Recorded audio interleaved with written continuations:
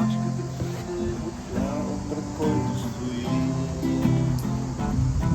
Щом си тръгне на бутилката само да кимне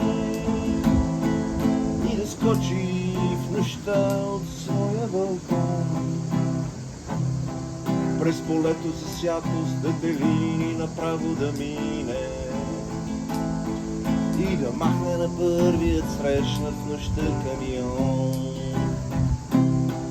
И на злия шофьор да разказва за своята язва, как се буди по никое време от глад. За това, че човекът, който каквото и да казва, не е лесно човек да живее на белият свят.